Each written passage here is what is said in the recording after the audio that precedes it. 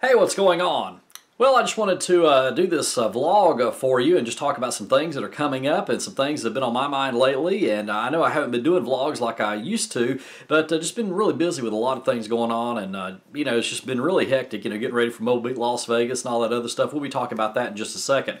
But what I did want to talk to you about, first of all, is the coronavirus. I've been reading a lot of posts from DJs across the country, saying that they've had events canceled and weddings canceled because of people, fearing the coronavirus and all that. And they've asked me if I've had any cancellations because of that, and no, I haven't. And actually, just this past week, they had somebody in Santa Rosa County, which is just the next county over, test positive for the coronavirus in our area. But we haven't really had any issues as far as cancellations or anything like that goes.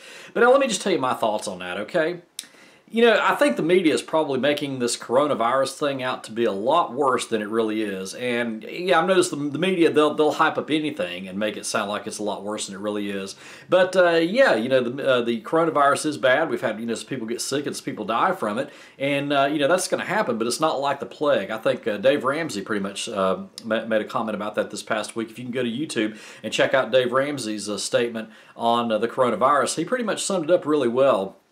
And he said that basically, the media is hyping this up like, like they do everything else. But he said it's not like the plague. It's not going to wipe, the life off the earth as we know it or anything like that. Because really, we have a lot more people that die just from the regular flu than they do from this coronavirus. But they're trying to make it, sound like it's a lot worse than it really is. And he gave some examples of some other things about where the media has over-exaggerated things, I guess you could say. Like, for instance, the wildfires in Australia. If you watched the media back a couple months ago, they made it sound like Australia, the entire continent was just ablaze, and Dave Ramsey said that really the area that it was contained to was probably no bigger than the state of Connecticut, which still is a pretty, a significant amount down there, but, like I said, they probably exaggerated it more than it really was. And I'll give you another example, too.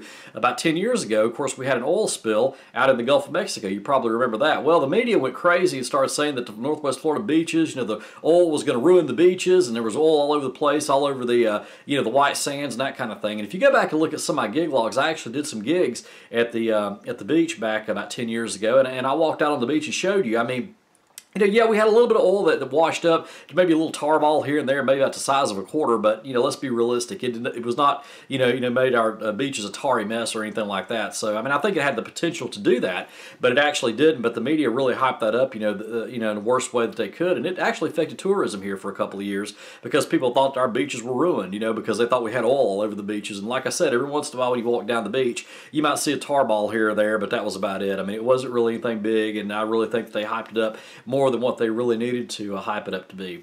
So yeah, that's the thing about the coronavirus. And of course, this is what I think you need to do, okay?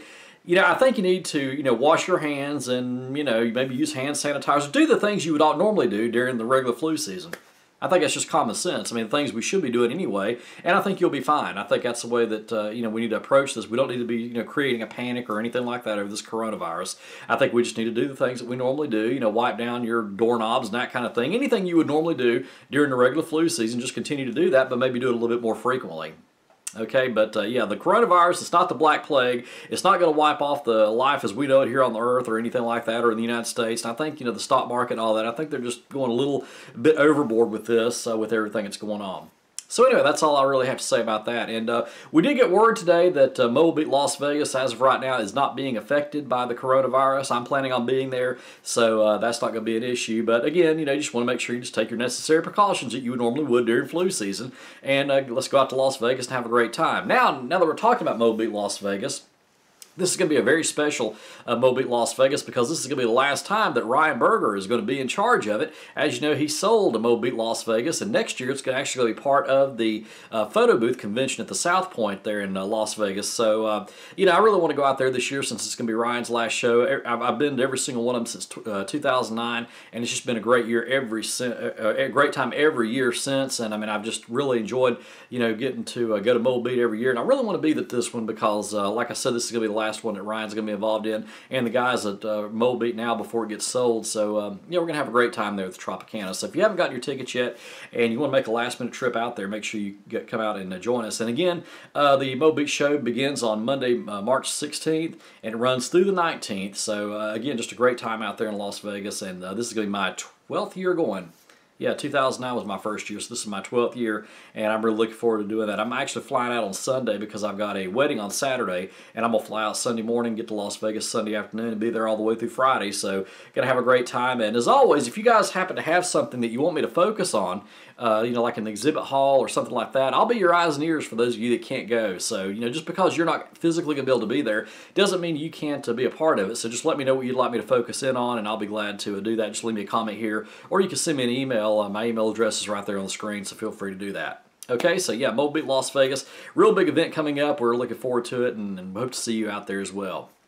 Now, another thing I wanted to mention was something that I've been doing now for the past few weeks. You might have noticed that I've been placing it here on my YouTube channel here, but I've been doing a little segment called Tuesday Questions, and that's for brides and grooms or anybody looking for a DJ. I basically just take the questions that I've gotten through my email or phone calls, you know, or anything like that, and I've been just answering them, you know, like maybe 4 or 5 questions a week, and just calling it Tuesday Questions, and been releasing the videos every Tuesday.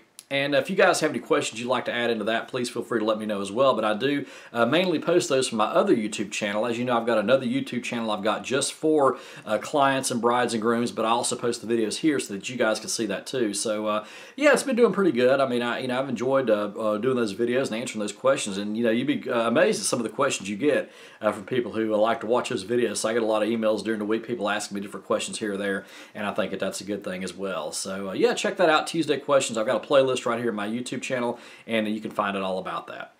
Okay, that's a short video for you right now. I'm going to go ahead and wrap this up, and we got more videos to come. Like I said, next week we've got Mobile Beat Las Vegas coming up, and anything you want me to focus on, let me know, and I'll be recording a few more vlogs between now and then, so keep it here on my YouTube channel. Till next time, practice and enjoy.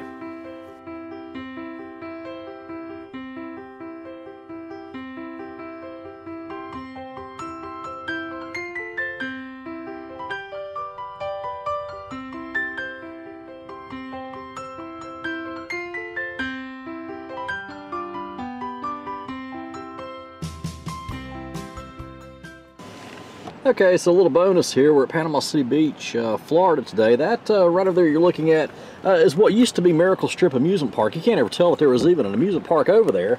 But to give you an idea, here's Shipwreck Island Water Park right here. And yeah, that's where I had my first job. And you can't ever tell if there was even an amusement park there. It's all grown up. There's no sidewalks or anything. It just looks like a big field. But there used to be an amusement park right there. A lot of rides, a big roller coaster there, and all kinds of things. So yeah, kind of sad to see that like that.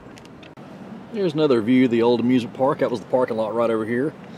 But yeah, kind of sad to see it like that. It's been gone now since 2004. Alrighty, now as we come up to this, I just want to show you this real quick.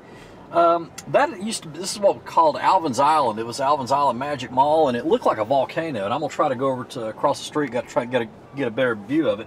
But they're actually in the process of demolishing it, so I want to see it one last time while I'm here. But we'll go take a better look at it from across the street.